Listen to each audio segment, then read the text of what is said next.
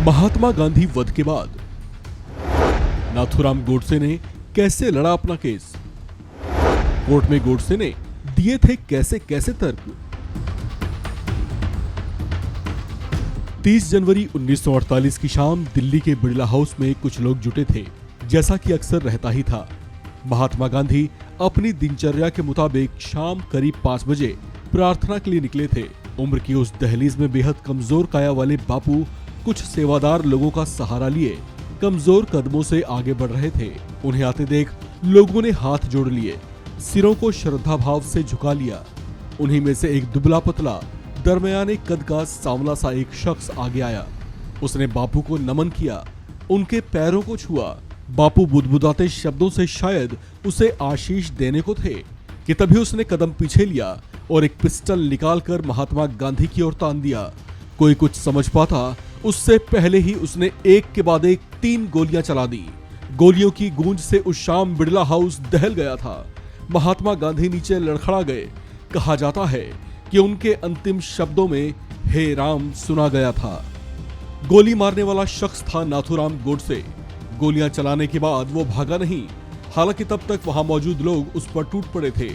कहा जाता है कि उसे पीटा भी गया, लेकिन मौजूद कुछ पुलिसकर्मियों ने उसे फौरन भीड़ से बचाते हुए अपनी हिरासत में ले लिया। मुकदमा दर्ज हुआ और जल्दी ही सुनवाई भी शुरू हुई। हत्यारों के ट्रायल कोर्ट के फैसले के खिलाफ दायर की गई अपील में शामिल रहे जज जीडी खोसला ने इस पूरे मामले की सुनवाई को लेकर बाद में एक किताब लिखी। साल 1965 में लिखी गई उस किताब में बापू की हत्या और उसके बाद हत्यारों के खिलाफ चली सुनवाई का पूरा ब्यौरा उस किताब में मिलता है। जस्टिस जीडी खोसला ने अपनी किताब में लिखा है कि नाथूराम गोडसे महात्मा गांधी को हिंदू विरोधी मानता था। उसका मानना था कि बापू ने मुसलमानों का तुष्टीकरण करके हिंदुओं के साथ विश्वासघात किया है। बताया जाता है कि देश के विभाजन और उस दौरान हुई हत्याओं से भी नाथूराम गोडसे बहुत व्यथित था। बदले की कार्रवाई में ही नाथूराम गोडसे ने बापू की गोली मारकर हत्या की थी। जस्टिस जीडी खोसला की लिखी किताब में इस बात का जिक्र मिलता है कि महात्मा गांधी के वध की योजना दरअसल 13 जनवरी को ही बना ली गई थी। इसके पीछे सबसे बड़ी वजह यह थी कि पाकिस्तान के अलग होने के बाद भारत को पाकिस्तान को 55 करोड़ रुपए देने थे, लेकिन भारत सरकार ने तब वो 55 करोड़ रुपए रोक लिए थे जो पाकिस्तान को उस समय दिए जाने थे। भारत सरकार के इस फैसले पर महात्मा गांधी नाराज हो गए थे और अनशन पर बैठ गए थे। कहा जाता है कि बापू के इस कदम से कुछ लोग बेहद नाराज हो गए थे। यही सब वजहें उनकी हत्या का कारण भी बनी। 2 मई 1949 को उस मामले की पहली सुनवाई शुरू हुई। नाथूराम गोडसे ने अपना वकील करने से इनकार कर दिया और खुद अपना केस लड़ने का फैसला किया।